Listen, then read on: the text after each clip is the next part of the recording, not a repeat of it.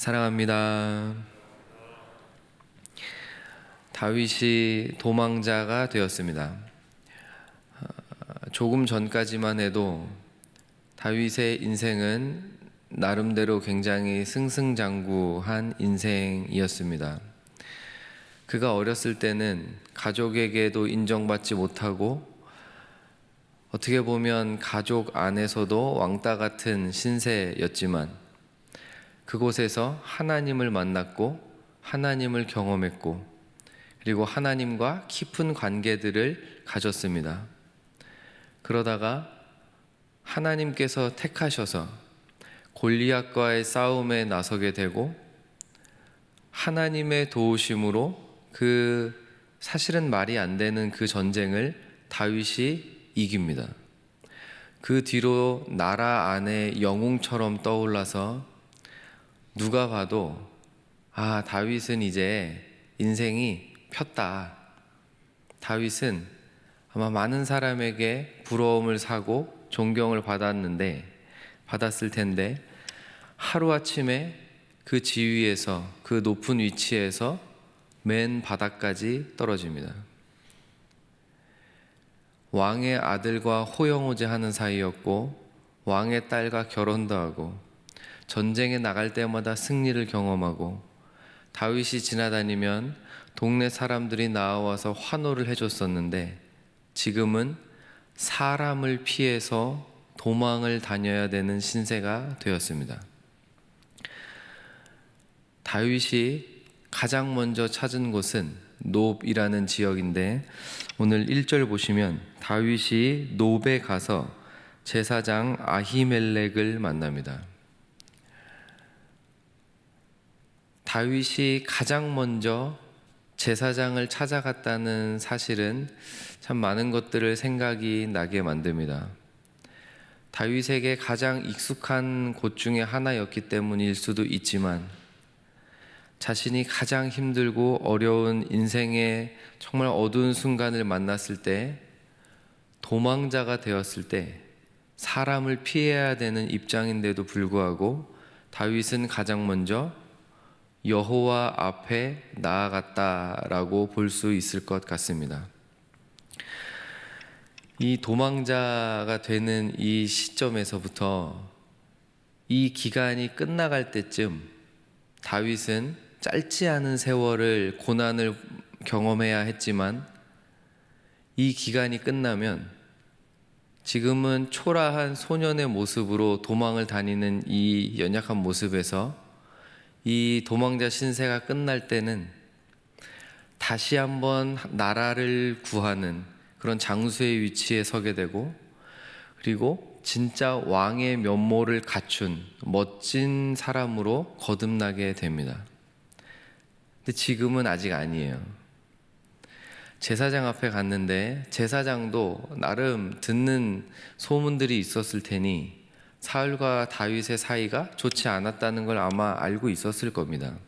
그래서 그런지 1절에 보면 아히멜렉이 떨며 다윗을 영접해요. 그러니까 뭔가 사단이 일어날 것 같은 그런 두려움이 아마 제사장에게 있었을 것 같습니다. 그때 다윗이 어떻게 반응을 하냐면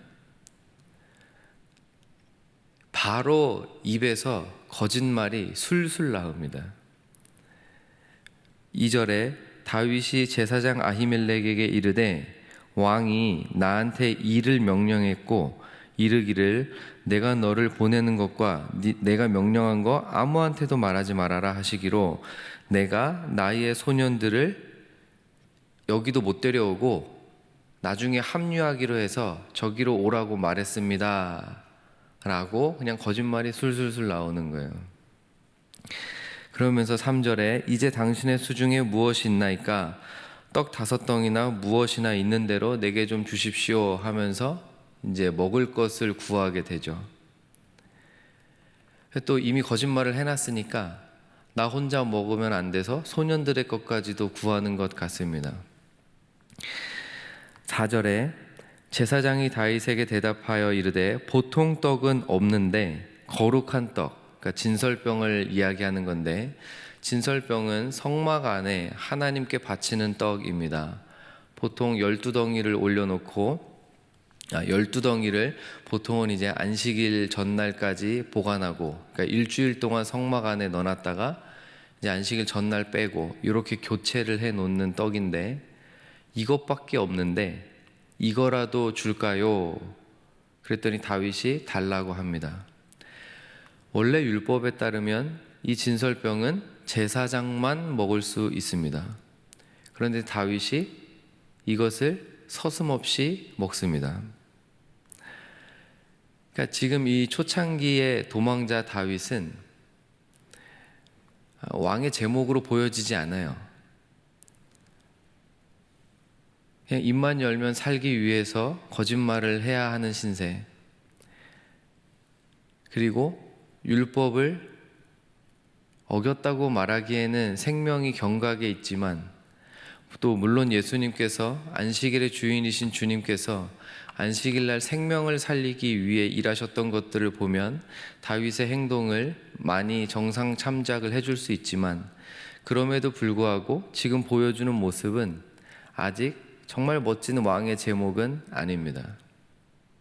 다윗이 한 말이 굉장히 독특하고 재미가 있는데, 떡을 좀 주십시오. 그랬더니 제사장이 4절에서 거룩한 떡, 진설병만 있는데 이거 주겠다. 대신에 당신과 만나기로 한 그 소년들이 자신을 성결케 하고 있으면 먹을 수 있다. 그러니까 나름대로 타협점을 제시하는 거죠. 4절 중간 부분에 그 소년들이 여자를 가까이만 하지 아니하였으면 주리라. 그러니까 하나님의 떡, 거룩한 떡을 먹으려면 최소한 이건 해야 된다라고 이제 제시를 한 거예요. 그랬더니 5절에, 이것도 거짓말이잖아요. 이미 거짓말을 시작하니까 계속 늘어나고 있는데, 5절에 다윗이 제사장에게 대답하여 이르되 우리가 참으로 3일 동안이나 여자를 가까이 하지 아니하였나이다. 내가 떠난 길이 보통 여행이라도 소년들의 그릇이 성결하겠거든. 하물며 오늘 그들의 그릇이 성결하지 아니하겠나이까. 보통 여행이라도 그 그릇이 성결하길 텐데, 하물며 지금 내가 왕의 밀명을 받아서 이 중요한 일을 행하고 있는 이 시기에 우리가 성결하게 하지 않았겠습니까? 라고 대답을 한 거예요. 다윗은 지금 제사장에게 진설병을 받아내기 위해서 거짓말을 하고 있습니다. 근데 하나님께서는 다윗을 이 말대로 다루세요. 지금 다윗은 성결한 그릇이 아닙니다. 지금 다윗은 한 나라의 왕으로서 설만한 제목도 아니에요. 그런데 이 힘든 시간들을 통해서 하나님과 더 깊은 교제로 들어가게 되고, 이때 다윗이 수많은 시편들을 짓게 되고, 그리고 하나하나 하나님께서 도우시는 손길들을 배워가고 깨달아가면서 더 자신이 성결하게 준비가 됩니다. 이 기간 안에서 다윗은 사울을 2번이나 죽일 수 있는 기회를 만나죠. 그런데 이 시기들을 통해 점점 하나님이 어떤 분이신지를 깨닫고, 하나님께서 나의 인생을 인도해 가신다는 것이 무슨 의미인지를 더 체험하게 되면서 원수를 죽일 수 있는 기회 앞에서도 온전히 하나님께 그것을 내어드릴 수 있는 위치까지 올라가요. 내 원수를 내가 해치울 수 있는 기회가 왔는데, 이 문제를 해결할 수 있는 그 기회가, 찬스가 내게 왔는데, 이것조차도 하나님이 원치 않으시면 안 하겠다. 이것조차도 하나님이 원하시면 내가 정말 하기 싫지만 하겠다.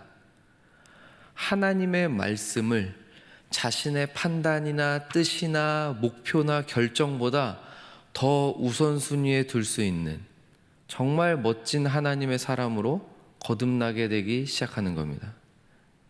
요 오늘 표현을 빌리면 다윗이 입으로 말했던 것처럼 자신의 그릇이 정말 성결하게 빚어져 가는 기간을 지금 다윗이 보내게 되는 겁니다. 오늘 또 굉장히 재밌는 표현이 하나 더 나와요. 다윗이 또 살기 위해서 한 가지 부탁을 더 합니다. 7절에 8절에 내가 너무 급하게 나오는 바람에 칼이나 무기조차도 못 챙겨 나왔는데 여기 뭐 하나 없습니까? 그랬더니 기가 막히게 어떤 무기가 하나 남아있냐면 다른 거 하나도 없는데 골리앗이 썼던 무기가 남아 있습니다. 옛날에는 전쟁에서 승리하면 이제 전리품을 취하잖아요. 그럼 그것을 하나님께서 주신 승리라는 의미에서 성전에다가 많이 갖다 놨습니다. 아마 그래서 이제 골리앗의 무기가 있었던 것 같은데 그것을 다윗이 취하게 되는 거죠. 하나님께서 자신에게 바쳐진 떡, 진설병, 그러니까 하나님 건데 하나님이 떡을 지금 다윗에게 막 나눠주고 계세요. 그리고 다윗의 무기가 아닌데 가장 좋은 무기라고 말할 수 있는 하나님께서 전쟁에 승리를 주셨다는 그 상징의 상징인 골리앗의 무기를 지금 다윗에게 또 주고 계시는 겁니다. 다윗의 입장에서 보면 이런 사건들 하나하나를 통해서 하나님이 나를 이끌어가고 계신다, 인도하신다는 것을 하나씩 하나씩 배우는 거예요. 사람은 고통을 당한다고 해서 전부 성숙해지지 않습니다. 어려움을 당한다거나 아픔을 당하면 사람이 무조건 성숙해지지 않아요. 자칫 잘못하면 망가질 수도 있고 더 깊은 상처 안에 빠질 수도 있습니다.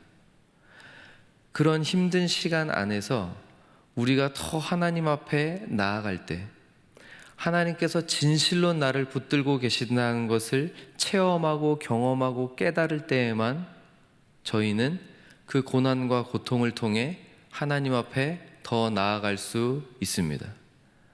하나님께서 그렇게 하나하나 매겨가시면서 피할 길 여시면서 무기도 하나씩 손에 쥐어주시면서 다윗을 다듬어가고 계십니다. 아히멜렉 입장에서는 사실 거짓말에 속아서 도와줬다고 볼 수도 있죠. 그러나 하나님께서 아히멜렉을 통해 지금 다윗을 공급하고 계시는 거예요.